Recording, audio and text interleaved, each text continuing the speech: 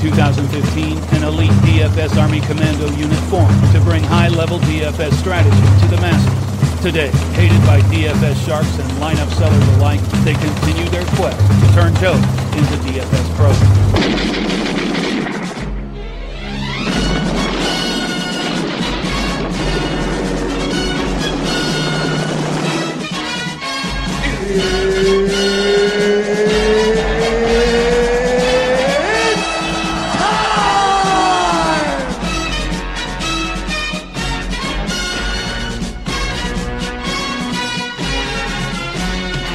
Hello and welcome to the Taco Tuesday PGA DFS podcast, presented to you by DFSArmy.com. Be sure to go on DFSArmy.com today. Come check us out with our premium content. After hearing the pod, I'm sure you'll want to at least go give that a gander, try out a free week or something. And remember to use promo code TACO on sign up for a lifetime 10% off. That was a quick plug. Just remember to do that to support the podcast. And if you're watching on YouTube, leave a like on the video. Maybe say something in the comments. Who knows? But moving right along to this event. Just got so much to cover here. It's a stupid 3-course event where, guys like me really, the statisticians really do not like this event very much for obvious reasons. 2 of the 3 courses on there do not have any shot link data. But despite all that, we're headed into the tournament with somewhat of a clairvoyance of what exactly we're looking for here. This tournament has some real extremes I can point out statistically, and I don't even need the shot link data for what are the 2 easiest courses on tour in the Nicklaus tournament course and the La Quinta Country Club. Those are 2 of the 3 courses that make up the what was formerly known as the Bob Hope Classic, but now it's known as the Desert Classic. So we're headed to the desert, and we've got 3 courses to go on. We could talk a good bit about them. One of the courses we'll be playing at twice. You'll play at the stadium course on the last round, pretty much no matter what. And that's also where all the shot link data is, so that's where the most of the TV crew will be following there at the stadium course and all that. But that's actually the hardest course here. I mean, it's the 13th easiest course on the PGA Tour, but it's the other 2 courses that really tickle our fancy this week. They're the 2 easiest courses on the tour. We only get to play them once each, but a couple of years ago, Adam Hadwin made the best that he could out of his visit to La Quinta Country Club, dropping a sweet 59 without eagles on that course. It's just so easy. Where to begin? They're all par 72s that are ridiculously short in length.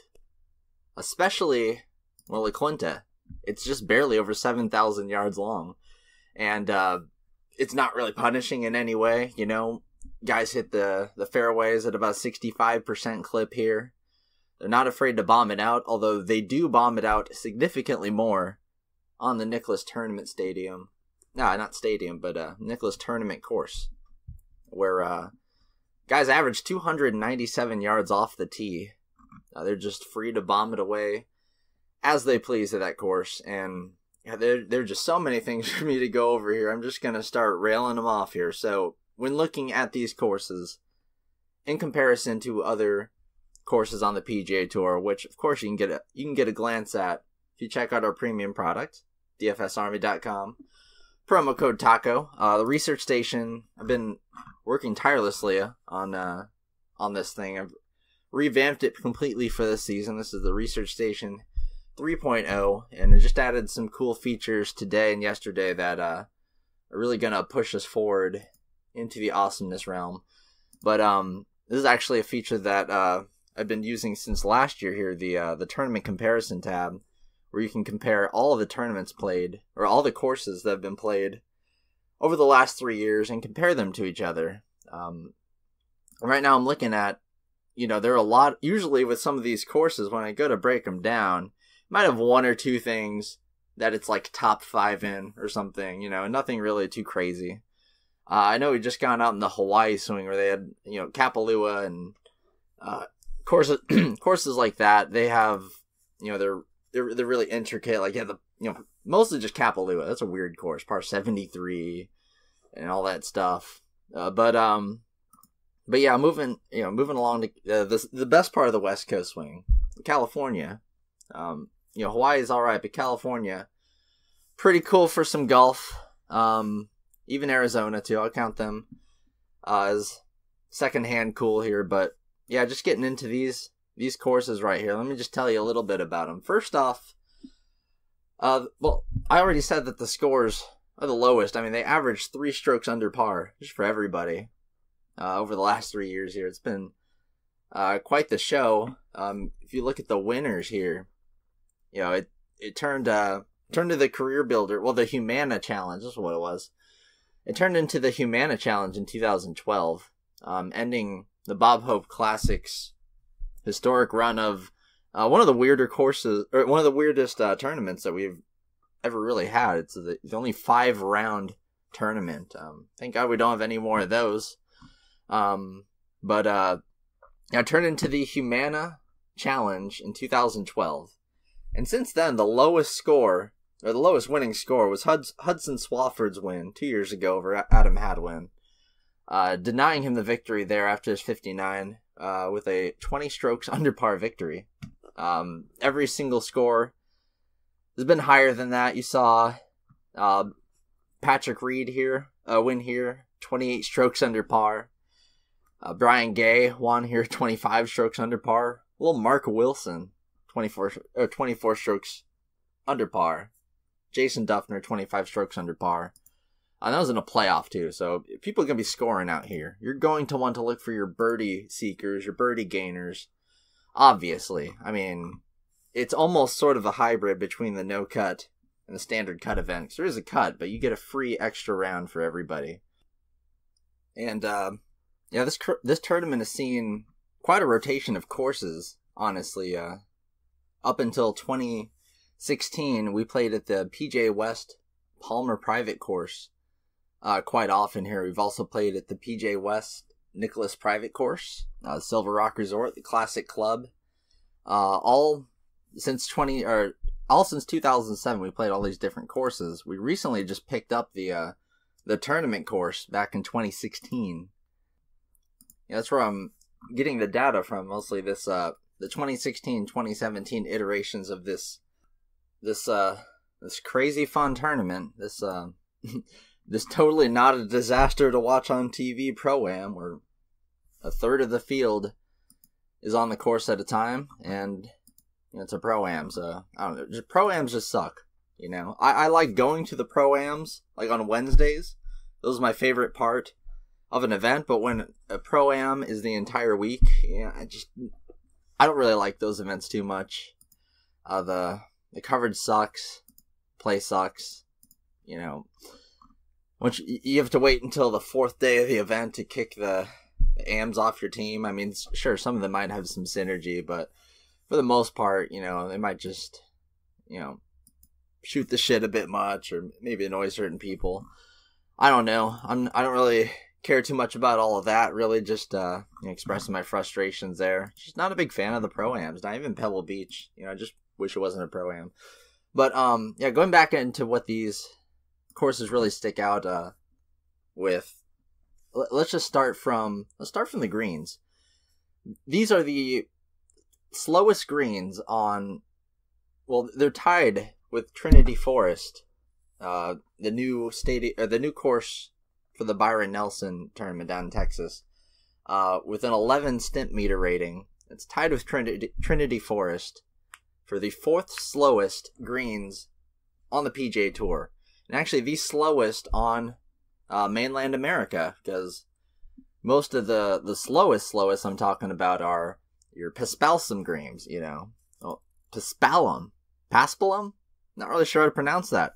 Never heard someone say it, only read it in text. But your Paspalum greens, I'm going to go with that, Paspalum. Your Paspalum greens, they can get down to the 9, the 10s on the stimp meter. I mean, about what you're used to playing at the municipal course, but these greens over here in California, the Bermuda, seeded with rye, real nice and slow on the stimp. Slower greens help better putters. be better putters. But at the same time, if you look at the stadium course, the only one we have shot data from, only Conway Farms, the BMW Championship, only that event had less putts, and it was by 0.1 putt. So on average, they're under 26 putts per round. The greens are just really easy for everybody to hit. Obviously they're just it's easy to get on the greens, easy to hit the ball in the cup. It's easy to do everything here. It's literally the easiest event possible. So just to further corroborate that, if you look at La Quinta, for example, it is sort of insane how many things it's the second best at. Like, as the second lowest average score, the second lowest average showdown fantasy points. 44 fantasy points is the average. Significantly higher than other courses, and we'll get to why later. Well, here in a second. Like I'd mentioned earlier, driving distance, they're not bombing it like they do at the tournament course, but it's still just easy enough to where they're hitting their greens, they're hitting their fairways about the same clip, and the greens are hitting them pretty easily at a 70% rate. But La Quinta is second only to the Canadian Open course, Glen Abbey, in eagles per round. And we all know that the Canadian Open is an absolute eagle fest. You see people put up 3-4 eagles there with ease because their par 5s are extremely easy. And a lot of that going on here, but it's really not the par 5s that make this whole course what it is. It's the fact that there are a crap ton of short par 4s.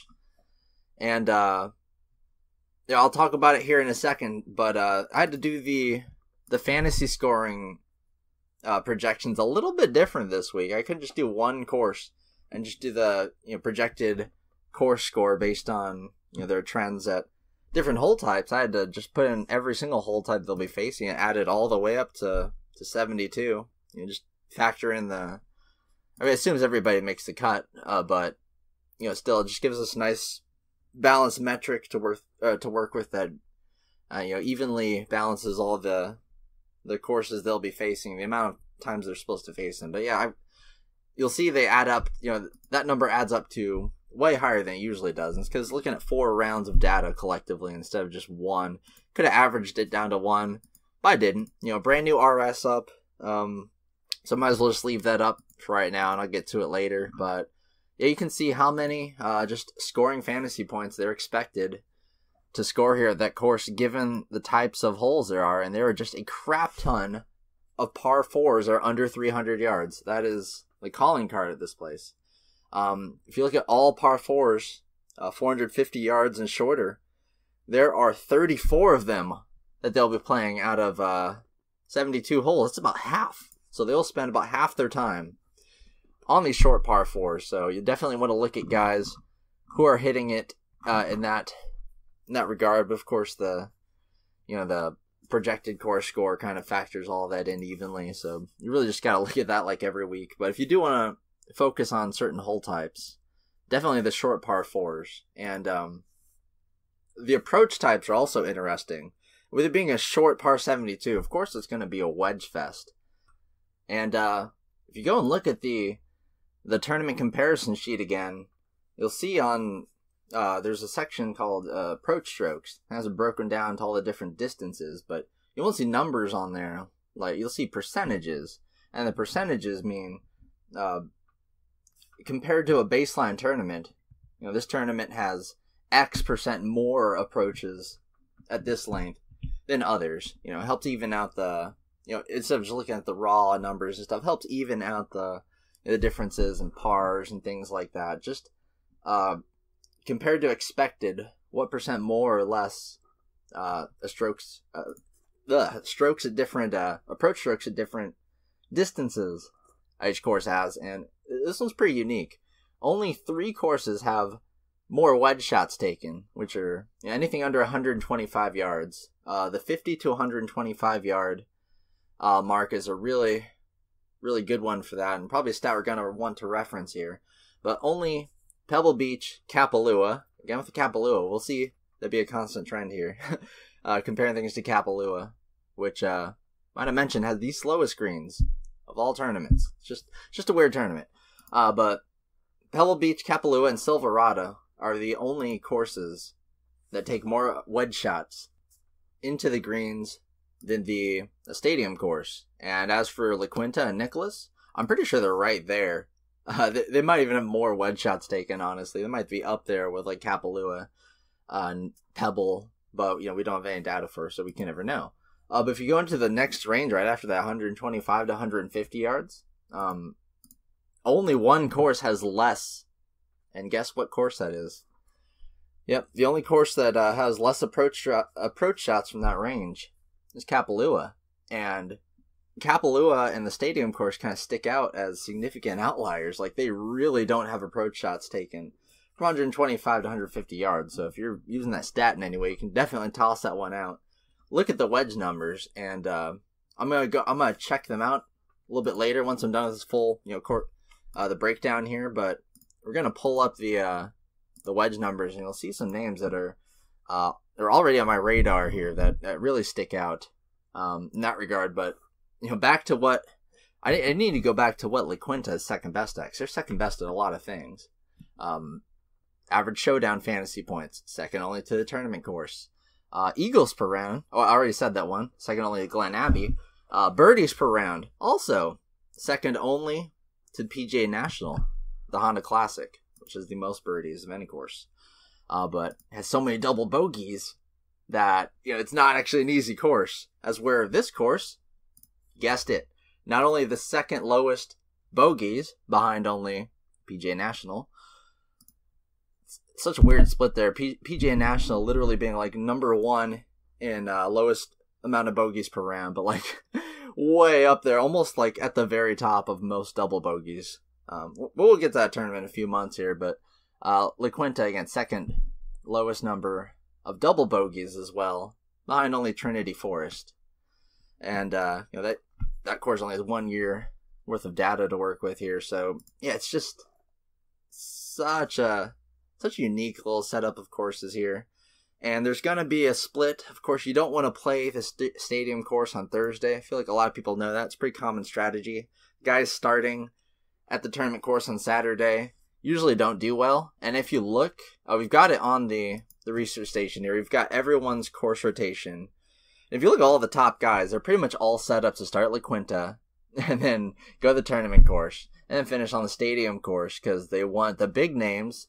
They're on the weekend when more people are watching them. So you got Rahm, Rose, Mickelson, all these guys up at the very top there, just all starting La Quinta so that on Saturday they can have their preferred coverage of Phil at the stadium course where they got everything set up. So I mean, it makes sense, but you're gonna kind of want to target those guys. And if someone's starting at the stadium course like Hadwin, it doesn't mean fade them completely, but it's just not.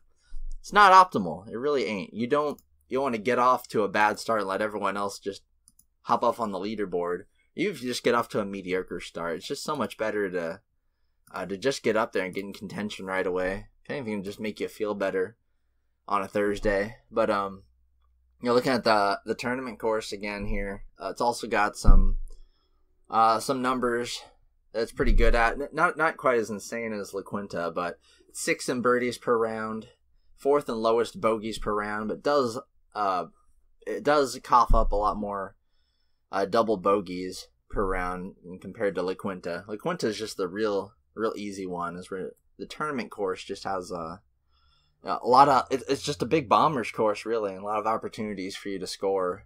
Just not as many eagle opportunities as La Quinta's, because La Quinta's eagles are kind of free unless you're out there shooting in 59. But yeah, so I'm sure a lot of people will be focusing on avoiding the stadium course and all that. I mean, in Showdown, it's pretty obvious.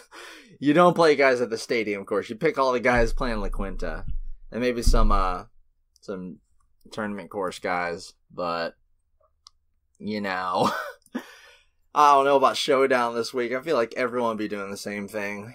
There might be some AM, PM splits, some weather going on. We'll see as we get further into the evening tonight. But Yeah, for our overall approach, how to attack this tournament. Statistics are still at a low point, if you look at, you've completely redone the recent form section. You can see, along with the names of all the tournaments, you can see the field size and the field strength. Came with an algorithm that does a pretty darn good job of displaying relative field strength, and the numbers, they all make perfectly obvious sense. The worst fields are Corrales Punta Canas, Byron Nelson, John Deere Classic, Sanderson Farms. I mean, it just makes a lot of sense. And the hardest being the WGCs and the Tour Championships and stuff like that. So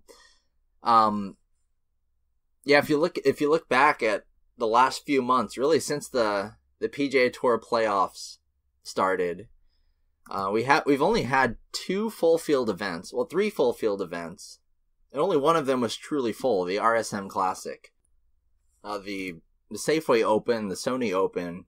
We're almost at the size of a full field, 156 golfers, but they both came in at 100 in the 140s. So they're not really a full field, about 10 guys short there. This is a full-on 156 person field. The standard, if you look back from the time where the St. Jude Classic starts, you've actually got 7 events in a row, leading up to the Canadian Open there. And 9 out of 10 events where it has the full 156 players. It's just such a weird, it's so tumultuous. It goes from that large stretch of full-on, big regular size tournaments, and then it just goes straight into no-cut, playoff land from there, with weeks and weeks in between. So, the statistics still, we need to let it collect over the 2018 season, or 2019 season. Gotta get into the next year here. And, with the new RS setup, I'm positive that we'll be able to attack this stuff even harder than we did last year. And I thought last year was just one hell of an improvement over the research station from the year before, which I thought was pretty good in the first place. So we're never stagnating, always moving forward, always progressing.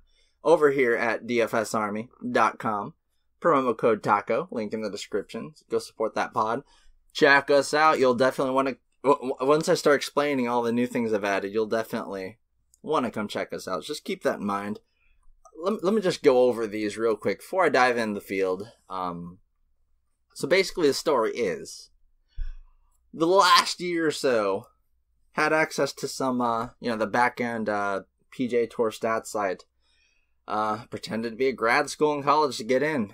And eventually they revoked my credentials because, they should have a while ago. So I'd kind of had a backup plan, in mind, but I didn't expect for them to revoke my credentials days before the start of the season. So this last week and a half, I've been absolutely crunching out of my mind, and just had a brilliant light bulb moment, and all of a sudden, bam, everything came together for me. And it's been hard work, but I finally put together just an even better data set and model than before. And again, I thought, I was just going to keep on rolling with that through this year because it was perfectly fine. It's doing great. Now it's I almost have more I can do now. It's, just going over and redoing the whole thing just helps streamline it even further. And I thought it was pretty streamlined to begin with. So yeah, we're just keeping it rolling over here at DFS Army, and the proof's in the pudding here. So let me talk about these new features here. There are some things that I just literally can't bring back. Every stat that I used, I tried to basically write an algorithm to create every stat that I had just gotten for free before. And most of them had worked. I probably could still get most of them to work, but I put out a questionnaire to the Army members and just try to focus on what they expressed were important to them. So I'm really trying to, listen to user feedback and focus on maybe simplifying a little bit. It can be daunting, but I still want to leave just a plethora of overwhelming stats in there, just in separate tabs for the people that want to do a deep dive. And believe me, it gets plenty deep. The strokes gained tab made a comeback, and now it's got twice as many rounds on there. You can see each person's last 20 individual rounds and just track how they've been doing in each category. coming in. Pretty sweet there. Then we've got fantasy scoring on its own tab now. You mainly just want to look at the projected core score from this, but if you want to look at individual hole type splits, you can look at it on there. It's kind of making the research station a little wide. Last year having that on the main page, so I just kind of made its own page. But you can see the projected core score and the rank and the fantasy points per hole. And it's all a little tiny abbreviated section, and it's really nice. And then we've got I'm trying to put a lot more focus on the field rank statistics, and you can see from the field rank tracker, just added to the research station recently. It's just it's a more effective way of looking at game logs, or game logging just smarter. Uh-oh. You know what that sound means? That means I need to go pick up my kid. So I'm going to have to pause the podcast and get back to you guys. I'll get back to you guys real quick. Let me go pick up my child. I'm going to go do that. But first I'll just get this thought out here that's already in my head. Don't want to forget about when I come back. The field rank, basically, it's a score from 0% to 100%. You could convert it into a grade if you feel so obliged. You could look at like a Madden rating, or you could just look at it in the most simplistic way, which is if someone has a 100% field rank, that means they won the tournament. If they have a 0%, they finish dead last. If they're 50%, it means they finish right in the middle of the pack, and so on and so forth. And especially with the recent stretches we've been in, you could. What's a good example here? So Rom's been sucking lately, according to the field rank splits.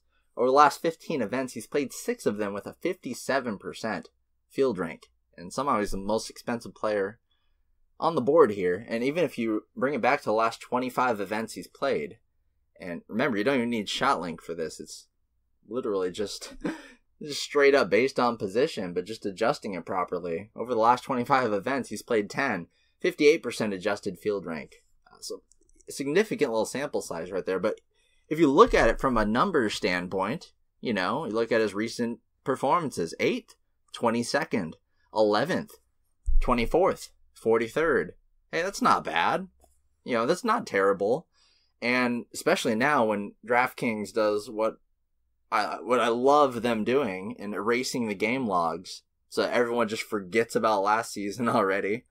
Whereas, of course, if you have DFS Army Premium membership, you can reference the entire season in a clean, neat, and very carefully calculated little way that not only shows exactly where everyone finished, doesn't even have the basic MCs, missed cuts in there. I had to write an algorithm for that, and that was fun. But the field rank statistic, it just takes it a step further and puts everything into perspective. And with the field rank tracker, you can also reference some stats about the tournament from the above section, the strength of the field, how many people they're competing against, the name of the tournament, and all that. Gonna add some more things into that as well. Think about just putting up some stuff like the driving distance, screens of regulation, the scores, all the par, all that good stuff, just to reference.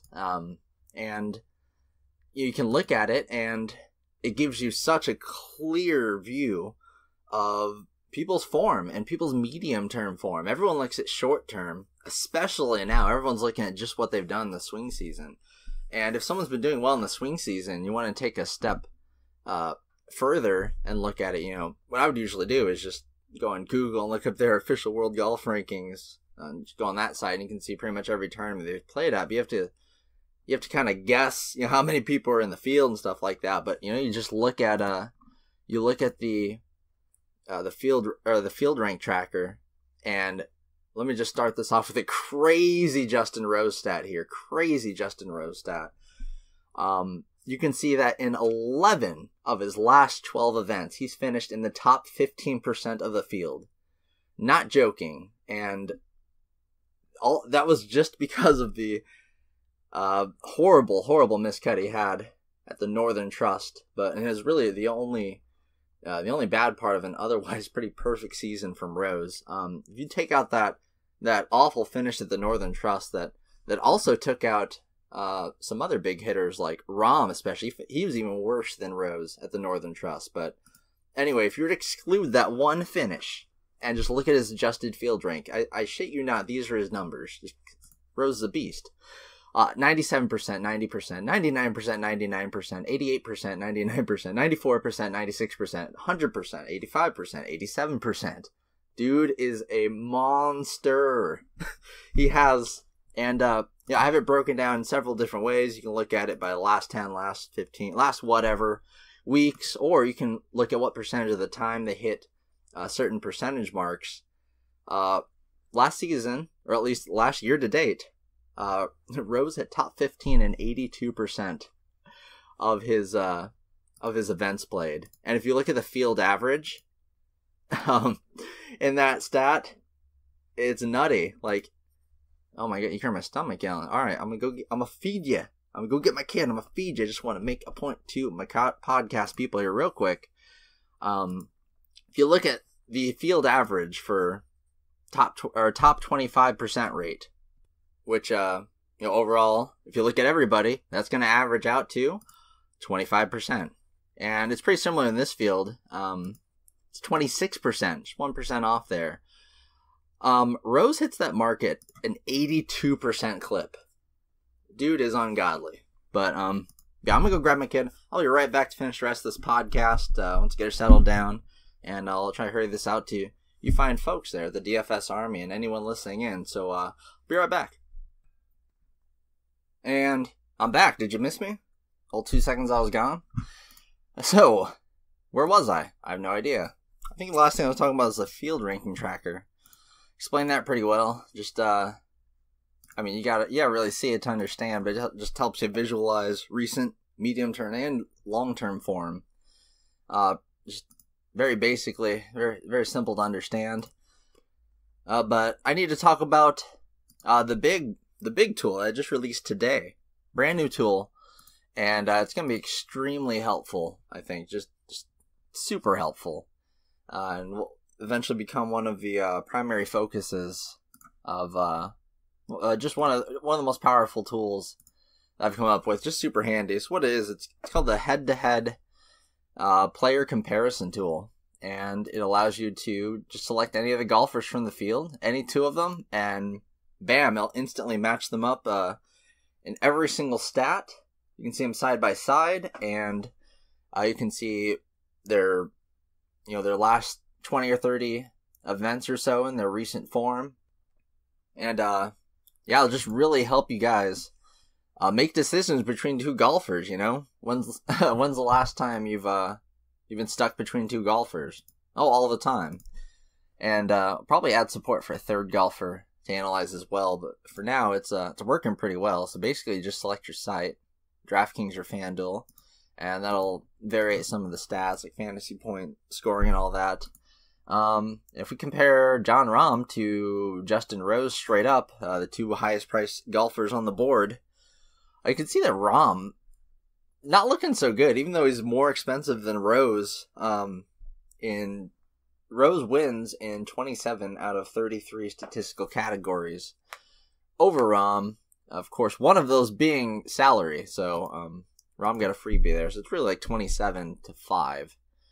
Granted, a couple of them don't really matter. Some I'm going to kind of work on in the future. Like, total number of rounds played. I mean, it's nice to have a bigger sample. But eventually I'm probably going to turn those into customizable weights just for some quick analysis. You can kind of weight what stat you think matters more, and then I'll just give the points to whoever's better in each category.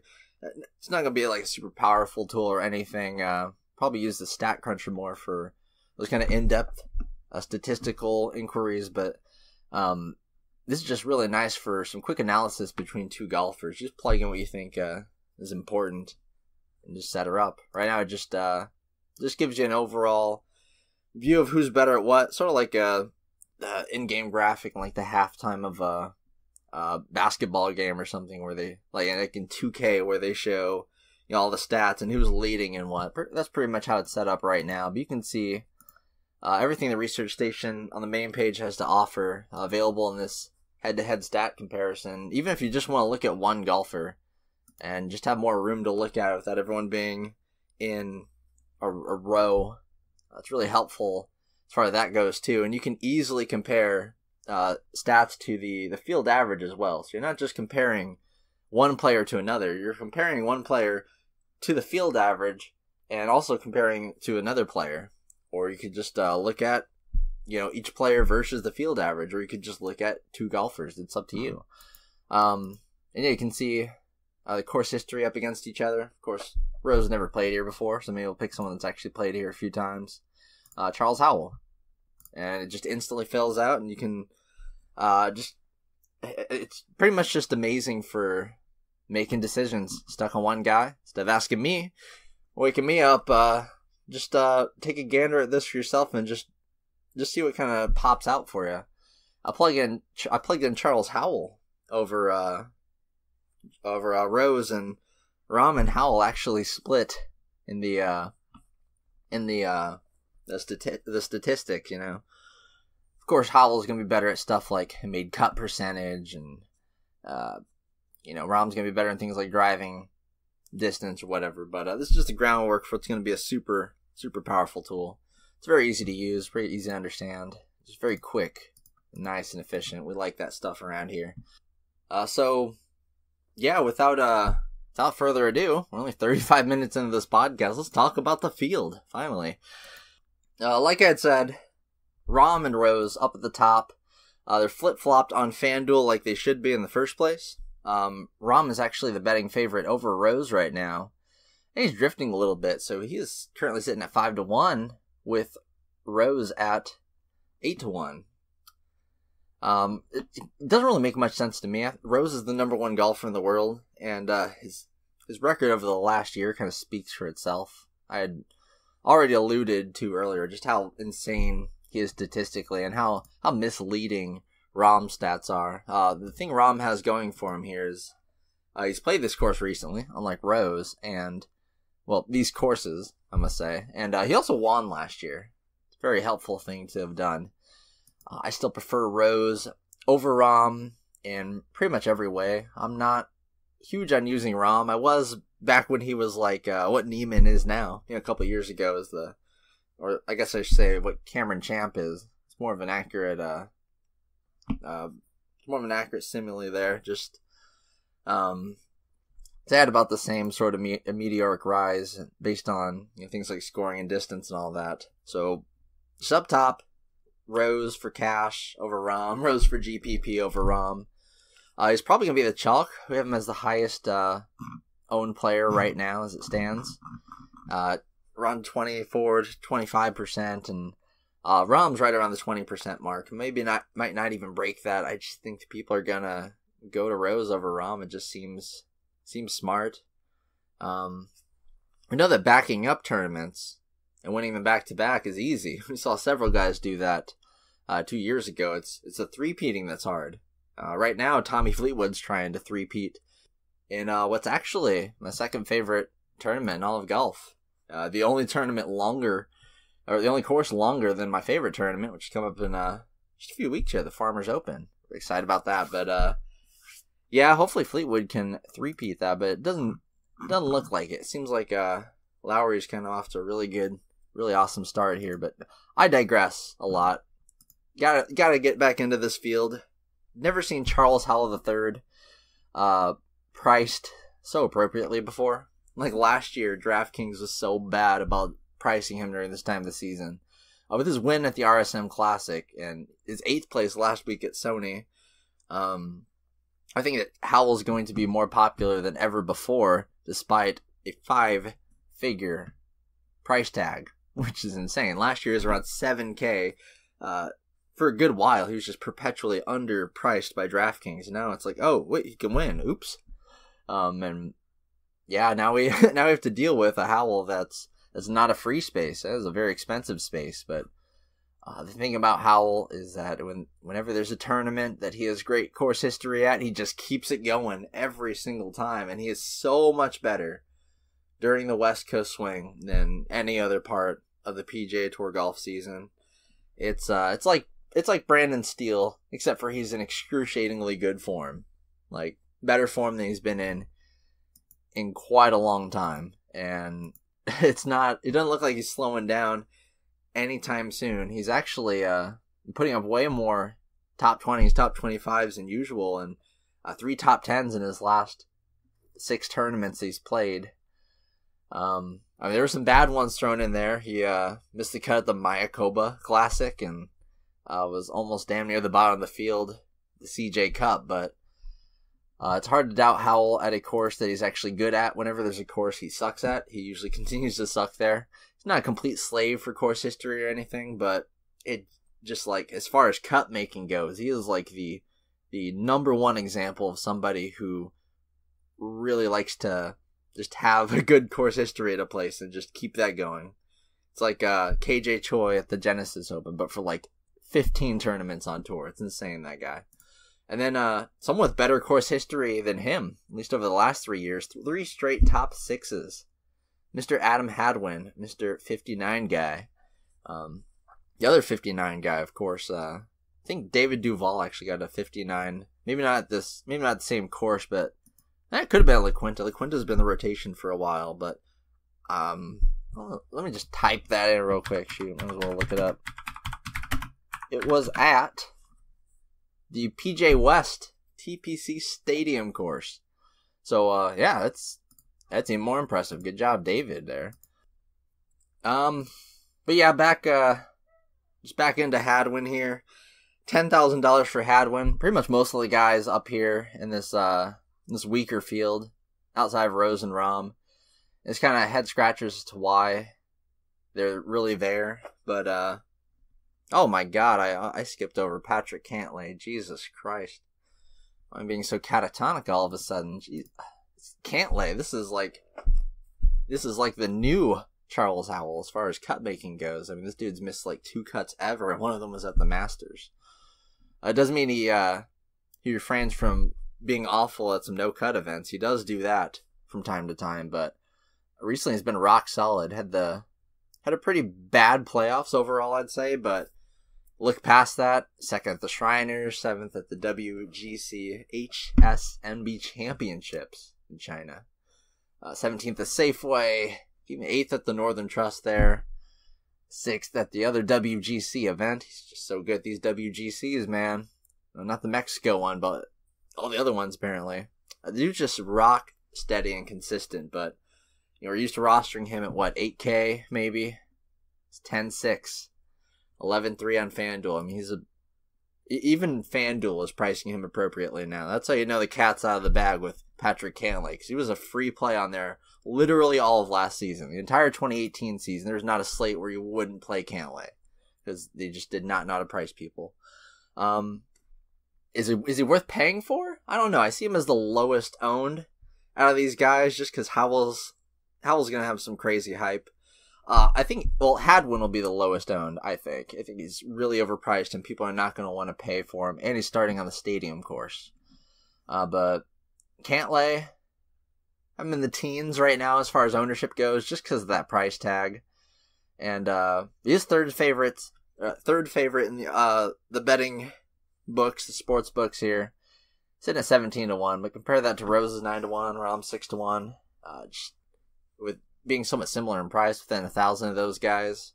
As far as odds value goes, it's not really on Cantlay, but I mean, nothing wrong with using him at all. It just sucks he's so expensive. Same with Howell. I wish I could play the crap out of Rose, Cantlay, Howell, but I can't. They're just too expensive, and I have to find other plays. Speaking of other plays, Andrew Hadwin starts off a 9K range. 17th here last year, and runner-up last week at the Sony Open. If you look at how he did it, it's pretty immaculate, actually. Go bust out our old boy, Andrew Putnam here. He took his name literally that first round. He was putting him in at a clip of 7 strokes gained putting in the first round. He just took the Michael Kim approach of leading a tournament, and he almost won it for him.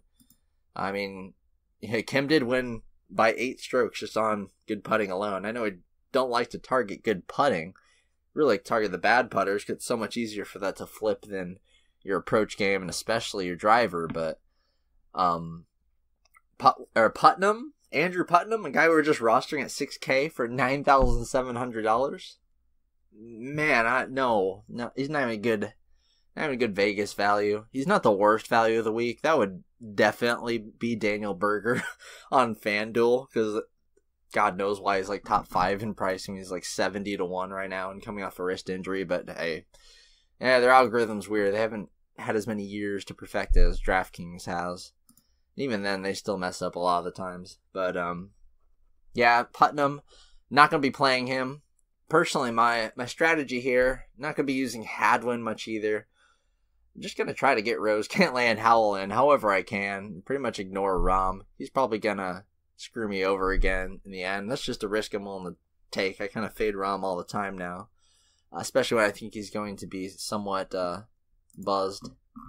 Another play that I've really been just thinking about here. $9,500. Not a good odds value by any means. So we will not be chalky, especially in the higher dollar entry tournaments. And he hasn't played since his match with Tiger Woods. And now you know exactly what I'm talking about. It's the guy that finished in the exact opposite spot of Tiger Woods in the Tour Championship, last. But if you take that and you take the BMW Championship out of the equation, it's just like Cantlay. Dude had a rock-solid season. Did screw up majorly at the Players. So he had like 3 massive failures. Well, 4. I forgot about the PGA Championship, but he had 4 strong fields. 4 of the strongest fields possible, where he just blew up and just continued to just not care at all and just sink all the way to the bottom. Just said F it. And yeah, but other than that, what a great season for Mickelson, really. Made cut percentage, 88%. Had that stretch starting around this time last year, where he had the string of 5th at the Waste Management, 2nd at Pebble Beach, 6th at the Genesis Open, and then won the WGC Mexico event, and then just kept it rolling from there. 5th at Wells Fargo. Met him there at the Wells Fargo. Dude, that dude is just an awesome guy, incredible guy. He stood there for like an hour, just taking everyone's autographs, focuses on the kids. It's a great guy. I do not have the patience to do that sort of stuff. Now, I don't think Mickelson's going to be too popular, even though he's Phil Mickelson, because the public isn't really playing this tournament as much as the hardcore degens of the PGA golf industry. And they're going to be focusing on Aaron Wise, who's kind of a hot ticket item right now. I don't like Wise at all personally. He's a great line value, and he's even drifting. He's at 25 to 1 right now. Compare that to Mickelson's 37 to 1. That's pretty rough. Now, both these guys have some good history coming in. Mickelson was 3rd here in 2016, 21st in 2017. Did miss the cut last year, but generally makes the cut. Wise has made 2 of 2 cuts here. And the easy fairways, I do like that for Wise a lot, because he likes to just let it rip. He also likes to either just come and like, it's so weird. Over his last, you can go back a ways here. You go all the way back to the Masters. And he has yet to put up a finish. You can throw out the Tournament of Champions, because that would be a miscut if there was a miscut to be had. He finished 27th out of 30 golfers there. But he's yet to have a finish where he has made the cut, but not finished like top 16. That's the exact stat right there. So he's got, he does have some 69th at the Dell Technologies Championship again. 96 person field there. But, just looking at it, 10th, 15th, 16th, and 69th. 5th, 116th. 90th, 79th. 90th, 86th, 80. Oh, man. And that was right after he had just won at the Byron Nelson. Just did the old Hudson Swafford and just started losing like crazy after streaking into a victory. And at the Players, at the Wells Fargo, I met Wise there at the Wells Fargo when I was there. Talked to him for a little bit. Great kid. He ended up coming 2nd, super confident. And it's crazy how he's just so ridiculously up and down. He's the ultimate GPP play. But I'm not really going to be targeting him, because this is a chalk week for him, I do believe. Even though he had a horrible performance at the Tournament of Champions, 27th still kind of looks good on the game logs if you don't know what to look for. And the 10th and 15th right behind that in the swing season, also looking pretty good for Wise. He could do well, and he's probably trending for a reason. I'm just not going to play him. I'm going to play Abraham Answer, $9,300 right underneath him. This is a play I've had circled pretty much since I set my eyes on the card. And it's sort of an innate feeling, but at this point, I think he's going to be a great ownership play. A lot of people are going to focus on Reavie right underneath him, and we'll get to him. And then Wise, of course. So he's sandwiched in between some really popular guys, and a few of the guys that I'm really targeting in the slate in particular, I'm using that exact strategy, looking for some guys that have been touted, are going to get some ownership, and trying to pick some guys that I like in between them. Not just random names for the sake of having a low-owned guy, because I can just scroll down here and go, Cooper Musselman, bam, 0% owned. And I lose all my money unless he pulls a Ted Potter Jr. somehow, which is not likely. But, you've got some great contrarian picks to pick from here in this lower 9K range. I'm going with Abraham Answer. He's looking pretty darn good. Has 4 top 10s since the Canadian Open where he finished 5th. And he's made 4 of his 5 cuts in the swing season. Well, actually, he's made them all, but he finished dead last almost at the CJ Cup. So I'm going to count that as a miscut. It's actually, if we go by our field ranking, the field ranking tracker, you look up this, gotta sort it up real quick. Gotta sort it. So go to Abraham Answer, and at the CJ Cup, 5% field rank.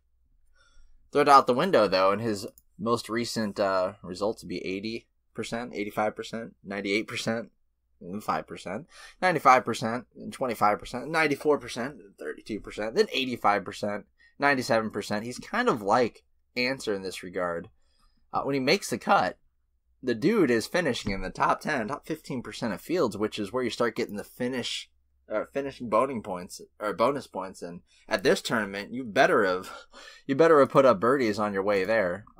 Something I kind of forgot to stress earlier. I think the main stat we're looking for, the main specific stat that we're going for, it's got to be birdies gained or fantasy points gained. Either way, it's just going to be so crucial here. You're going to need to get up to almost minus 30 to win this thing. You're going to have to throw down birdies, and it's not going to be a war of attrition by any means. The courses just don't give up bogeys. I mean, they're some of the worst courses at giving up bogeys, some of the best at giving up birdies and eagles. And it kind of shows you're going to want to find the guys who birdie and eagle. And if I can go back to Mickelson here real quick, I don't know why I didn't finish my thoughts on him, but Mickelson rates out number 1 in our projected course score.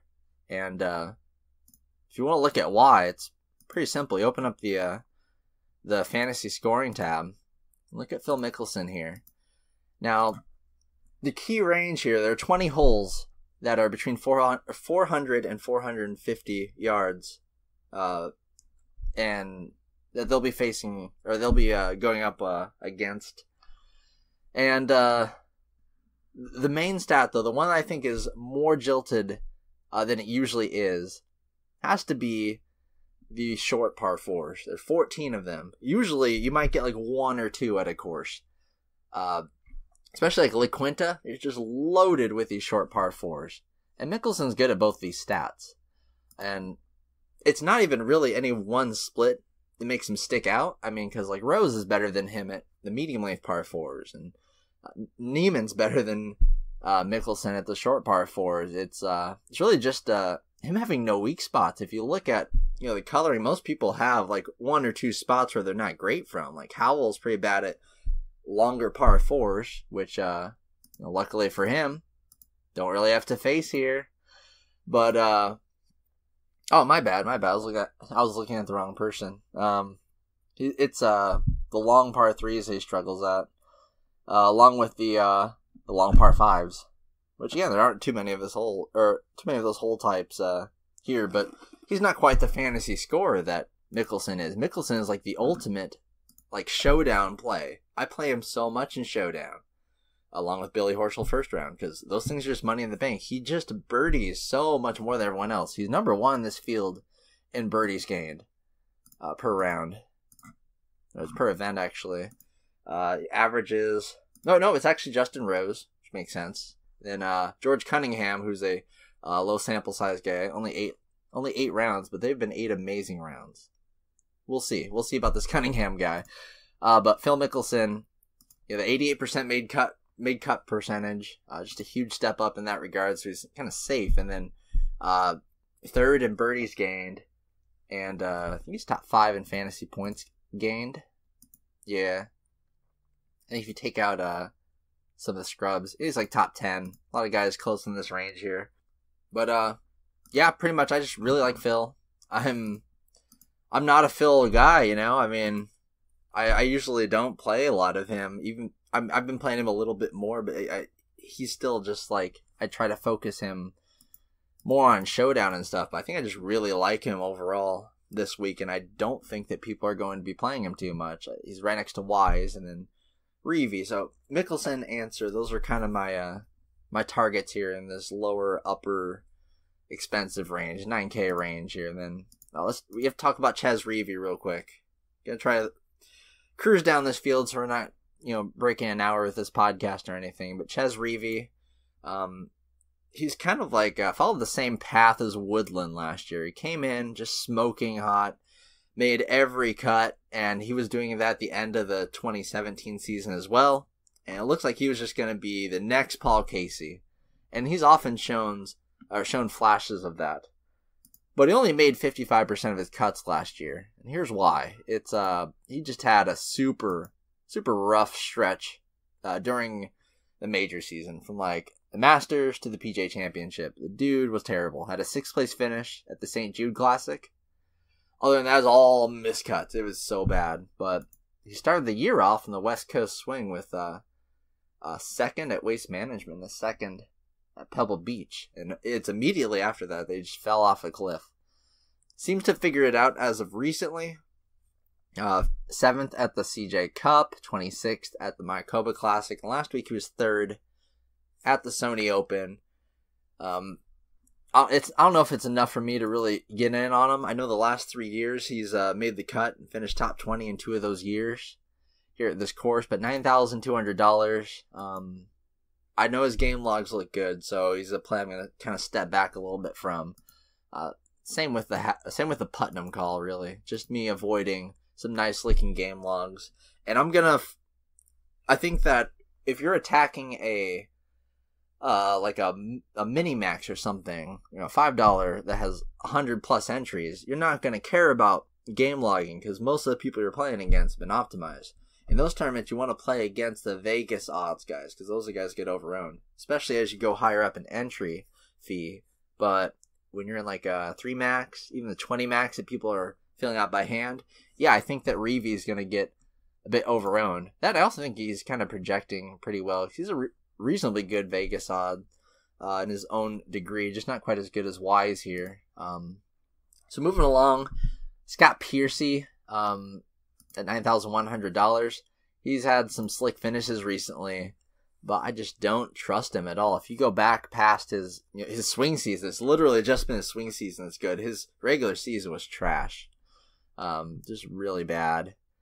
So I'm not really interested in guys like that, Reavie or Piercy, who have looked good recently, but it's deceptive, I mean, sure, Answer, you could probably throw him in that category, but at least during the stretch where he was quote-unquote bad, he was making cuts. He made 73% of his cuts on the year. It's pretty good.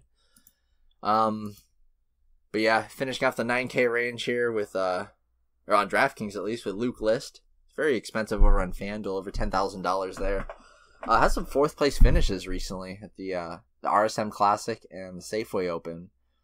And List is kind of another, there's so many of these streaky players that I just got to talk about, and List is just another one. He's another one to add to the list. Last year he started off the season just smoking hot. He had, from the Farmers Open till the RBC Heritage, he had, what was that, he had 8 straight top 26 finishes. Then threw in a 9th at the Wells Fargo as well. And then after that, it was just, not really just miscut after miscut, just a lot of like MDFs, T56s, T48s, doing no better than a T24 until that fourth I just mentioned at the Safeway Open. So, it just seems like this is, maybe it's a cyclical thing, I know that Howell and Steele be doing this a lot, just snoozing during the major season, so not really competing too much, and then just turning it on during the early part of the season where the tournaments are easier, and you don't have a lot of the superstars in the field. That's kind of their game. So if you want to play a list based off of that merit, sure. He's pretty good statistically. Just really bombs it out there with a good greens to regulation percentage. He was 6th here in 2016. I think I'm just player hating, honestly. Really player hating Kevin Kisner at $8,900. He was 7th at the RSM Classic. I know he kind of popped up there. Runner-up at the Open Championship. Outside of a few random pop-up top 10s, his season was just even worse than anyone else I've talked about so far. Outside of maybe, I don't know, Reeves' season got pretty bad there for a minute. Wise, obviously, with all his miscuts. But that's sort of by design with Wise. He's like the Torrey Smith of golfers. Or the Mike Wallace of golfers, is where Kisner, he was like super consistent for a while, and then he became Mr. Second Place, and he's up and down all over the place, and now he's come second in a major. After breaking through with wins and stuff, now it's just, who even knows with Kisner? I don't know why he's priced up so high. I'm just going to ignore that he's even on the card. Brian Harman at $8,800. Sneak in the 8K range here. He's got the most odds drifts of anybody in this entire field. Let me double check. Yeah, anybody. He's up 14%. Started at 62 to 1. Now he's at 54 to 1. And his course history is looking almost as good as Hadwin's here in the last 3 years. 20th last year, and then the 3rd, and then 11th place finish. And if you go farther back than that, it's like miscuts and awful stuff. But that Adam Hadwin was a scrub. It's like the Adam Hadwin we know now kind of developed over the last 2 or 3 years. He's become a solid golfer, but he is one of those guys like a Kisner that back in the day he was just a scrub, and he was a scrub for years before figuring it out. Now, he's been playing like a scrub recently, I'll tell you that. He made the cut at the RSM Classic, which is fine and dandy, but if you go back to the regular season, every other event he played in the swing season, including last week to start off the season, it was just god-awful. This time last year, Harman was smoking hot, just posting constant top 10 after top 10 after top 10. And, he came grinding to a screeching halt. Still had some random top 10s every now and again.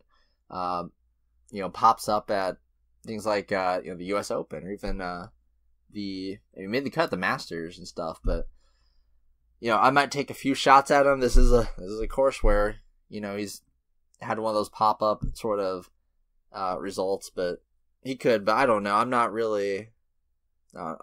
I see the odds movement maybe as a sign of him being a little bit more popular this week. I don't imagine being too popular, but still, it doesn't take me much to get off of Harman. If anything, I'll just get off him because, like Hadwin, he's starting on the Stadium course. And then Patton Kizzire. It's like a theme. I swear this podcast is just a theme.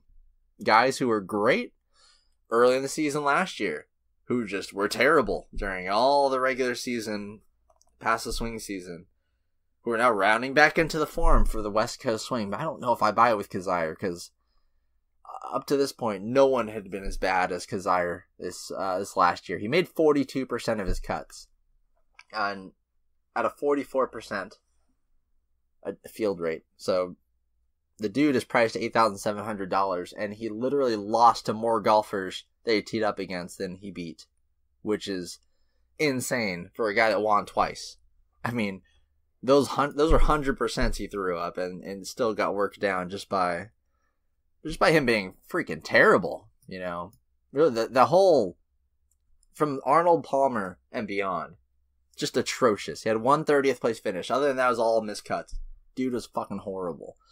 Then he gets the 23rd place finish at the CJ Cup. Okay. He's priced like minimum price for the Tournament of Champions. Ends up being the play you need. Comes 8th there. 13th last week. 15th at the RSM Classic. Oh my god, is Kizzire back? Is he going to start winning tournaments back to back again? He's 40 to 1. I'm not interested. I'm interested in Lucas Glover.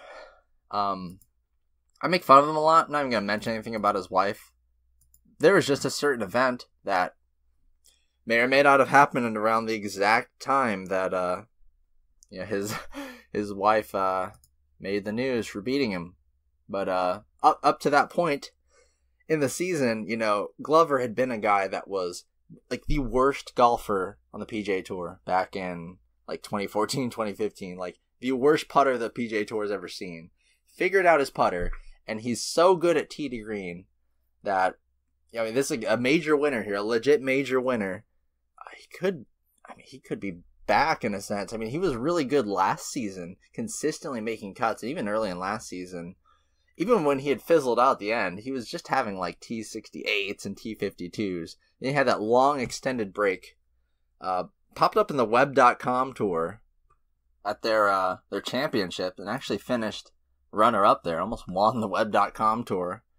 Right after missing a cut at the DAP championship there for whatever reason. But it was one of his first stops back. He had pretty much left the PGA Tour after the US Open. Hopped on the Web.com tour and used his second place finish at the Web.com tour to parlay that into quite the outstanding swing season. Like, just insane. No finish worse than 17th, and just super consistent round after round, just hitting it beautifully, just doing what he does. 92% adjusted field rank. Even if you go back to the last 25 events, 80%. Made 75% of his cuts last year despite being crappy. All the stats are still there.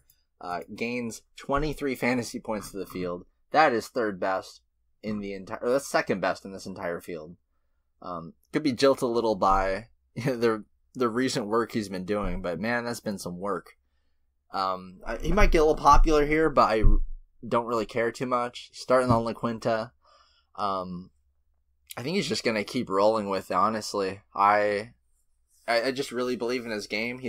He's the ultimate example of target a bad putter, wait for him to become okay. And yeah, that really worked out for Glover. And I think he could I think he could parlay this into something good. I just don't have that feeling about Kazire. I don't know why. It's just just some intuition here. Hurry up and get through the rest of this real quick. JJ Spawn, I'm interested there. It's kind of expensive. Cheng Soon Pan, he's $8,400. I love me some Pan. That's my guy. He makes hella cuts. Not exactly the course we want for him. He's missed the cut here pretty badly twice in his only 2 attempts here. So I'm not as bullish on Pan as I usually am. But I'll still have some because Pan's the man. He's my countryman. Then Hudson Swafford, making a lot of waves this week. $8,300. Won here back in 2017 before falling off a cliff. And boy, that cliff extended all the way into like this season because he started off the year he had no finish better than T59 all the way up until the John Deere Classic where he just struggled into a 50th place finish. The dude has been horrible. Just bad. And because of a third place finish last week and the fact they had won here before, that it's going to make him one of the chalkiest guys on the board. I don't really get it. Even the finishes before that were not great by any means. Let me read off the field ranks for you just real quick on Mr. Swafford. 99% last week. That's great. But then going back, 50%, 58%, 79%, 81%. It's all right. Just floating above average. That's cool. But go back any further and it's just awful. 52%, 57%. Did have the 93% the Canadian Open, and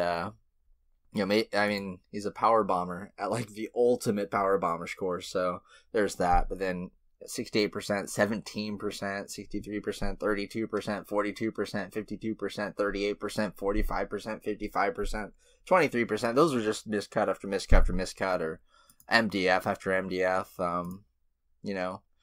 Throw them on the pile of guys that were good, and they were bad, and now they're good again. So who knows? Now we're hitting the lower 8K range here.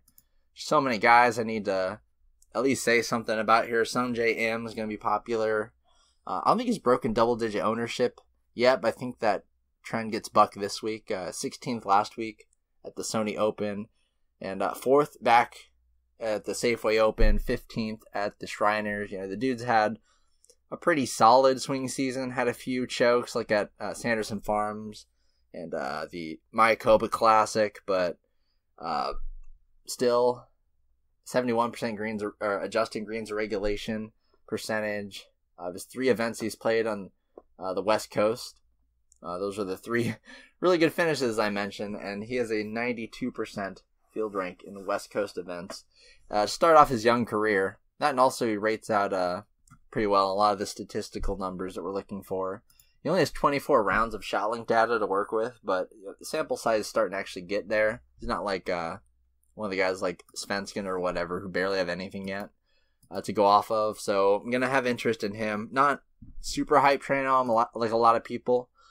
And the guy $100 cheaper than him, Bo Hostler, I think he's starting to get a little love too. I know we most recently saw him miss the cut at the Mayakoba Classic, but your dude Bo, he can make a cut. He made 77% of his cuts last year. That's what he does. And mostly does it through putting. But he's like one of those putters that's just so good at putting that you just kind of let him putt and you're okay with it, like a Jason Day or a Phil. You can let everything else be kind of crappy, but his putting is just like solid and consistent. It's a part of who he is. He's like honestly one of the best, if not the best putter on the PGA Tour. I'm pretty sure he led in stroke gain putting last year. I'm going to have to double check that, but I mean, if you just go right here, last 50 rounds putting, Justin Rose actually rates out number 1 in that category. But you're going to find yourself some Bo Hostler in there. So, I don't know. I just like the guy. Again, just another one of those guys I met, was it the Bridgestone? I think that was also at the Wells Fargo. Gotta go to more tournaments next year, so have more to talk about. But Hostler is one of those guys that just seemed really excited to have someone talk to him finally. This before he kind of blew up. Now I bet he's getting a little popular. Had some runner-up finishes and stuff, and I think he becomes a really good player once he figures out more than just his putter. Has a pretty good driver, I think, as it is. But spend too long on one guy here. Got to push through because seriously, I can't let it go too long. Zach Johnson, $7,700 coming off of 2 missed cuts. They're close together, not right next to each other. Missed the cut at just last week at the Sony Open. Not a great showing from him, but just missed it by a stroke. It wasn't too bad. 110th at the Mayakoba Classic, however, that was pretty bad. But in between that, we had the 7th place finish at the RSM Classic to remind you that, I mean, Zach Johnson. He does what he does. He had a streak of like 6 straight top 20s, just 7 events removed from him. And I did a little bit of just a general guide to show how rock steady he is, or how rock steady he's been over the last however many years. I think it's back till 2008. Like, he is yet to have a season where he misses more than 5 cuts since 2008, where he missed 6 cuts. And in that span, he's played at least 23 tournaments, usually 25 or more every single year. It's just crazy consistent. And let me read exactly what I wrote about him before. Here it is. So the last year ZJ missed more than 5 cuts was 2008. And he's played at least 23 events every single one of those years. In the last decade, he's made 198 out of his 229 cuts. That's an 86.4% made cut percentage. Oh, and in that span, he's only missed back-to-back cuts once. In that entire, was now almost 11-year span. It's the whole decade, only 1 back-to-back miscut. He's just so solid and consistent. Obviously, he bounces back here. I mean, he just, like I say, he doesn't miss cuts back-to-back. He doesn't do that shit. He doesn't even miss cuts, generally. So, if he does end up missing the cut or just doing poorly, I will have some concern for him, but not even like just him playing bad, because he's Zach Johnson. He doesn't play bad. Like, something has to be like wrong with him. He's not old enough to the point where he's like fizzling out or whatever. He's Mr. Rock Steady. So in cash games, he's a target. Even in GPPs, honestly. I'm not sure about ownership with him because he's coming off some recent missed cuts, but he's also got good line value. So that'll be an interesting one to check out. right in his range, you got Daniel Berger, appropriately priced on DraftKings, not on FanDuel. Zach Johnson's also very overpriced on FanDuel, along with Bo Hosler there. Berger's come off the wrist injury, hasn't played since the Dell Technologies Championship, so no thank you, especially on FanDuel. No thank you. You got Peter Uihlein around the same price, around the same Vegas odds as well. Be starting on Stadium Course, 17th here last year, and I was in really bad form until his last two events where he finished 7th at the RSM, 23rd at the Shriners. Statistically, nothing to write home about. Pretty bad at his driving accuracy, which won't hurt him too much here, but everyone just cares about the play right after him. Joaquin Niemann, $7,600, back to mispriced Niemann. For some reason, the odds books aren't huge on him. Actually, he just finally started to drift today. He was like sitting at 60, like in the 60s, just forever, not doing anything. 4 of his last 5 finishes have not been anything to write home about, but he did the 10th at the Shriners, 5th back at the Greenbrier Classic. You know, had a lot of top 10s on the middle part of last year. Probably his breakout. He's only like 20 years old. The dude is going to be a beast. I don't think you have to play him every week, especially a week like this where he's going to be crazy chalky on DraftKings, but he's overpriced on FanDuel, and I might play him over there. Shoot, I might play Zach Johnson over there, because it's so easy to find salary on FanDuel. You got some mispriced guys like Harris English. You can try the George Cunningham guy over there for literally minimum price. Rory Sabatini's way too cheap. Just stuff like that. It's so easy to find value on FanDuel, and you've got more money to spend over there. So if there's someone that's going to be chalk on DraftKings, they're so cheap and too expensive to use on FanDuel, I always at least consider them. And that's someone I'm thinking about pulling the trigger on for real. Going to run through the 7K range here. Just kind of rapid fire here. Corey Connors is going to be popular at 7.5. 50th last year, and he had a 3rd last week at the Sony Open. Runner-up back in the Sanderson Farms. Take out those 2 finishes, and there's nothing really to write home about. Statistically, he is kind of exactly what we're looking for. He's got really steady and consistent off the tee and approach game. He had always just brought it back with really awful putting, but over the last 10 rounds he's played, he's actually gained a minuscule amount of strokes. So I'll have some Corey Connors for sure. I understand the play, and he's a little bit underpriced here, but he's the same price as Brandon Steele. Well, he's $100 cheaper, but still, like, I know Steele's been awful lately, but it's just hard to, like, you could just go to Niemann for $100 more. Siwoo Kim's someone that's getting a lot of love here. Drifted from 56 to 49 to 1 right now, and still moving, I'm sure. 9th year when you played back in 2016. 2013, he finished 22nd. Missed the cut last week by a stroke, but had been, finding some made cuts and stuff, and can always strike out of nowhere for a win or top 5 or whatever. I usually don't play Siwoo, but a lot of that was due to injury. Now he's fine, outside of maybe going back to freaking South Korea for military duty, unless he wins a major or something. So I'll root for him there. The players doesn't count, so sorry, Siwoo. I never have too much interest in him. Harold Varner, not the 3rd on DraftKings. He's missed the cut here 3 years running, but 3 weeks running, he's had fantastic finishes, all top 25s. 6th at the Mayakoba Classic. And if you go back, all the way back to the Greenbrier Classic, he's missed 1 cut in, 10 events. And he's had 6 top 15s. NMR. Well, 7 top 17s. If you're really, I'm trying to p-hack nicely here. And just to show you, just go look at the game, go look at the logs, look at the field rank tracker. You can find that shit on dfsarmy.com. Use promo code TACO, of course, to support the pod. Always got to throw that in there. This is a little pocket full of plays I like. I like Harold Varner, 74. I like Denny McCarthy. He's had 4 straight solid outings. Him and Varner have pretty much the same thing going on. Over the last 5 or 6 months, they have 1 bad performance. Other than that, all super, super solid performances. And I think McCarthy goes a little underlooked, so I'm going to be all over McCarthy. And another guy that I'm going to be all over is Bud Cauley. He missed the cut pretty badly at the RSM Classic, but before that he had some solid finishes here.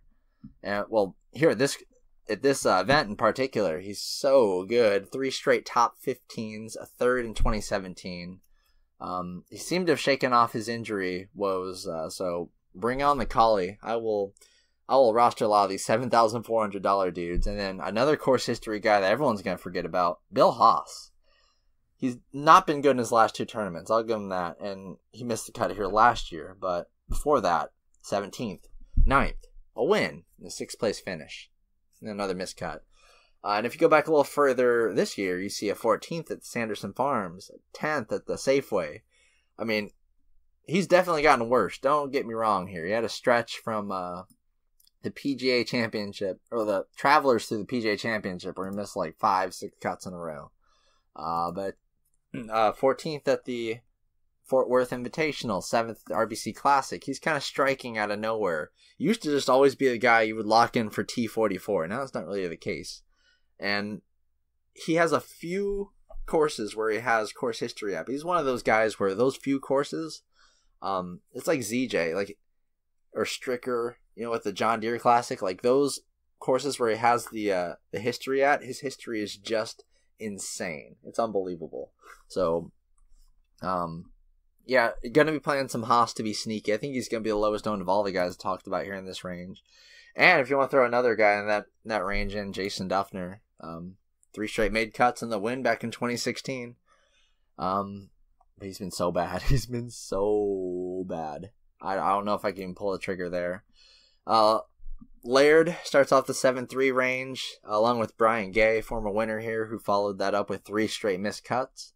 But have been playing pretty decently lately. Laird's kind of a statistics play. He makes a lot of cuts, but he doesn't really do too much with them. But they have the 7th back at the Sanderson Farms not too long ago.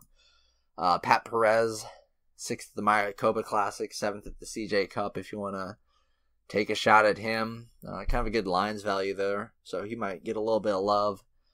Russell Henley, not really interested there. I don't care what the odds say there. A name we're going to hear a bit about this week, I'm sure. Anders Albertson, $7,200. His last 4 events, made the cut in all of them. 15th most recently, the RSM Classic, and 5th back at the Sanderson Farms. Now these are some really, garbage events, but this is a rookie. He started off his PGA Tour with missing the cut at the Safeway Open, but since then it's been pretty rock solid, and one of the leaders here in this field in greens regulation percentage, and over his last 25, or pretty much all the rounds he's ever played, strokes gained approach 0.87 strokes gained on average. That's best in the field for someone with a good sample size, quote unquote good. So there's reason to be on Albertson for sure. I wouldn't pile too much onto him, but he does seem to be a rookie with some real promise. You've got Mr. Steady Nick Watney over there, made 83% of his cuts last year, low key. And Chris Kirk, also same price, made 80% of his cuts last year. Quite low key too. Even had some sneaky like top 10s, top 15s that everyone's forgotten about by now at this point. Harris English has been playing good recently over the last month or so, but if you go back farther than that, it is just crap, so I would avoid him. As you go down, Brunson Burgoon has good course history here, but I would only play him specifically in round 3 showdown. He's like Billy Horschel for me in first round showdown. Like, that is how I play him, because for some reason his splits are insane. Then Andrew Landry, looking like good odds line value here at 80-1. Second place here last year, but the dude is just in awful form. He won in Texas, and that's pretty much all he's done this season. Other than that, it's just missed cuts. He's missed half his cuts. Can't really do anything well statistically. Loses about 4.5 birdies to the field. Each tournament loses 5 fantasy points to the field on average. Just no thank you. Now back to this George Cunningham guy. Obviously you're going to play him on FanDuel just as a punt. He only has 2 events that he's played on the PGA Tour. 36th at the Shriners and 29th at the Canadian Open. The Canadian Open numbers, I would say they're going to be inflated because all the Eagles and all that stuff. Maybe some of the raw fantasy points, like per hole numbers, might be a little bit skewed on him, but he's not even on there yet because he doesn't have enough rounds. But he's another we'll see as we go kind of guy, because his numbers so far are just kind of off the charts. A lot of it might be due to playing these really easy bombers courses, but I do field adjust all these stats as well to kind of to neutralize the effects of those sort of things. But whenever it's a guy with a low sample size, you can't like go in on him. I know he's looked good statistically and all that, but you never want to go in on anyone that's got like just 8 rounds of shot link data. It's not really a smart move. Might as well pivot over to Nate Lashley for the same price. He's made 5 straight cuts, going all the way back to the Byron Nelson, and a lot of them being top 30s, top 40s, a few top 20s during this swing season here. So just a guy, just randomly take a flyer out there. Then I'm just gonna briefly touch over the big low 7-6K guys that are going to just be major factors this week for sure. Before sending you guys off, and we're gonna start off with the $7,100 range. This is going to be some important plays come from here. You've got Johnny Vegas, who unfortunately starts at a stadium course, but he is the best lines value of all of these guys so far. And whenever scoring is in play, he likes to do just that. Maybe not so much as of recently, but that's always been his sort of play style. He destroys par 5s, won at Glen Abbey, the RBC, the Canadian Open. I think he won at a different course. No, I think he won at Glen Abbey twice, actually. I think he defended at Glen Abbey, so that's the only course that gives up more eagles than La Quinta, so I'm sure he'll have something to say for La Quinta. Definitely a guy who's looking to eagle out there. 11th here last year as well. But I'm more interested in Ryan Armour and Jason Kokrak. Same price. Now, Armour, I think he's going to be the most popular out of the bunch. He's just been playing so well. Let's go by the field ranks here for Mr. Armour. He's, oh my gosh, I hate scrolling. Should have just controlled F it, but you know what? I found it. So, Mr. Armour here his most recent field ranks 85%, 91%, 85%, 60%, 63%, 58%. You got to go all the way back to the playoffs and those super strong fields to find his first event where he actually finished in the back half. But the Wyndham Championship, 95%, Greenbrier Classic, 87%, and just goes on from there, 65%, 82%, 89%. From there, as you go farther back, it does get a little more up and down, but Armour is, he's sort of like a younger Jason Gore type, just raw ball striker, driving accuracy sort of dude, but it just works for him. Has not worked for him here at this course. In his last 3 attempts, 2 missed cuts and a T66.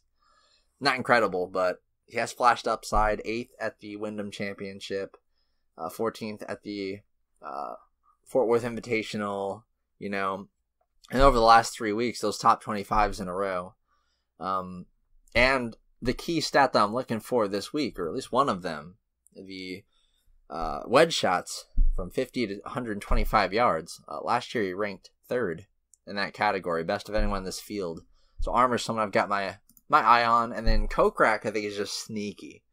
His game log doesn't look great right now because he didn't really play too much in the swing season. When he did, it wasn't that great. But if you just cut to the regular season, and again, you're going to look at some of the playoff stuff here. So let me just use the field ranks here for Mr. Kokrak. Last 3 have been 50%, 13%, 45%. Admittedly pretty bad. That's the swing season. Go back farther than that, and it goes 73%, 76%, 66%, 63%, 88%, 93%. Then 24% at the Open Championship in Britain. And that's not surprising at all. And 99% at the Greenbrier. Then 1% at the Memorial. Just terrible there. Just awful. I mean, Kokrak, he's a big hitter. He can do that sort of things. But really impressive form that people might have forgotten about from the later end of last year. Now, has just completely tailed off and gone away? Maybe. But it's a risk I'm willing to take. He was 8th here last year. And 8th here back in 2013 as well. So I don't mind riding with Kokrak a little bit. Then the last guys to talk about here, Brandon Harkins at $6,900, a little bit underpriced, but he rates out really well for the course and specifically. Just gonna see why that is real quick. It looks like it's because of his it's his short par 5 scoring. I did forget to mention up to this point that there are 11 short par 5s on this course compared to the 5 long ones. It's just a super short course. So the guys who just gain insane amounts of strokes on those short par 5s, you know, Sabatini. Unfortunately, I'm seeing John Rahm and Aaron Wise right there, and I have to rethink my whole life and stuff, but I'm still trying to fade those guys on purpose. But Justin Rose, Brandon Harkins, these are the guys that rate out the highest in this specific stat. And even if you go to the short par 4s, the medium length par 4s, Harkins still rates out pretty well in those. He's just good at fantasy scoring. Maybe not so much at cut making. He's done a lot of cuts recently, but he does love to fantasy score. So maybe more of a showdown play than anything. And then Ryan Blom down there at 6'8". Sam Saunders also 6'8". Both some pretty decent targets to go after. I like Blom's stats. I like Saunders' fit for the course, and he was 8th last year here as well. The one course history play I'm so not using is Seamus Power, or Seamus Power. 11th and 21st in the last 2 years here, but his form, outside of a few random pop-up top 20s, has been like bad, like bottom of the field bad. So yeah, I'll pass on him. That's yeah, no thanks. Kramer Heacock looked interesting. He's just one of those young guys that, who knows, just so happens to rate out the field pretty strongly. And I'm sure that a lot of that's just due to a lower sample size. He has, 12 shot length rounds? It's not horrible, but it's not great at all. Going down into the $6,600 range. Well, no real plays there. Maybe Alex Prue, who's been drifting. He's gone from 201 to 1 to 176 to 1 now, and it's the approach stats really that have been pretty good for him, and also good on par 72s. But let's scroll on down. Actually, I forgot to mention there are 2 course history guys, 2 guys that have finished top 20 in the last 2 years. I'm not touching. Yeah, that's Grayson Murray. He's withdrawn from 3 of the last 5 tournaments that he's played, and has another withdrawal back at the Byron Nelson, and these are like rage quits. The dude cannot even handle himself. He was playing decently in the middle of the season, then got hurt, and since then it's been just awful. It's been abysmal. I wouldn't get near him. Down here at 6'5", Sebastian Munoz, easily the best play from this range. I think a lot of people realize that. 10th last week.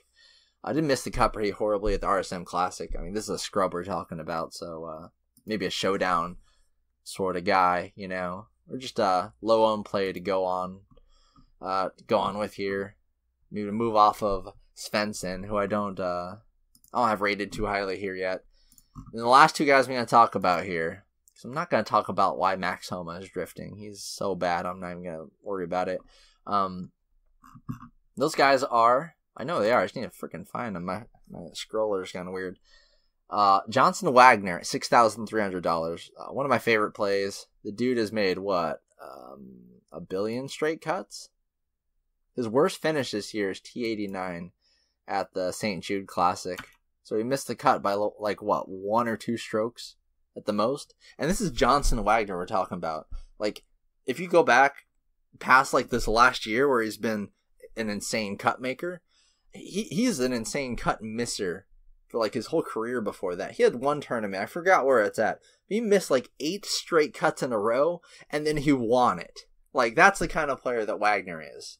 He's like James Hahn, just like so streaky. But this streak he's been on has been going on for like a year of just cut making. He made 88% of his cuts last year, and he's $6,300. It doesn't make any sense. He's made all of his swing season cuts as well. Last week he wasn't the greatest during the weekend. Ended up T67 in Sony, but still he made the dang cut. I mean, if you just want to cut for almost minimum price, Wagner's your dude. Also kind of eyeing Tyler Duncan here at the same price, but I promised I'd only talk about 2 guys here. And the last guy, of course, not of course, but you know, Dominic Bozzelli. Rating out really well. 5th here in 2017, but missed the cut last year. I think he was in a spout of really bad form this time last year, if I'm not mistaken. Yeah, it kind of shows. He was 99th at the Waste Management, 112th at the Pebble Beach. Then had a really, really awful summer, but he did have a little swing there like the Genesis, Honda Classic, Valspar, where he had some pretty good finishes. But over the last 5 weeks, he's played 4 times and made the cut every single time. 11th at the RSM Classic, where he also had some course history. Bazzelli has this weird, I've noticed ever since he showed up on tour, it's like he'll get a random top 5, top 10, and then just kind of chill out for a while. But it's like always at the courses where he's sort of done it before. I know his course history isn't really established too much yet, but just something interesting. And then, screw it, I'll throw one more guy out there. Tyler Gooch has been really great with his strokes gained approach recently. Just check it out. But that's got to be all for me. It is time for me to go. It's 6 o'clock. I will see you guys next week. We'll continue pumping out additions to the research station. Still going to put a bunch of showdown tools and features out there.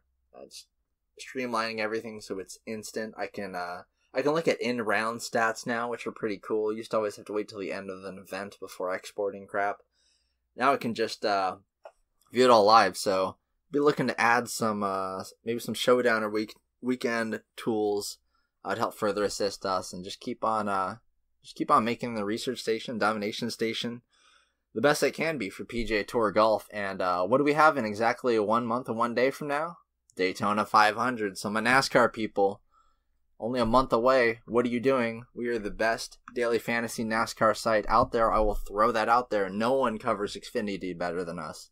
We cover every single Xfinity event, even though qualifying is right before practice. Every single Saturday I'm on that. I've never missed a slate. So if you want Xfinity NASCAR coverage, of which the fields are still pretty weak over there, we're raking in money constantly. If you want to come and join in on this, and of course you want to hop in right now and just, golf is about to kick off majorly. Just come check out this research station. It's amazing. You will not regret it. And of course the Domination Station lineup optimizer for all of your lineup optimization and mass multi-entry needs.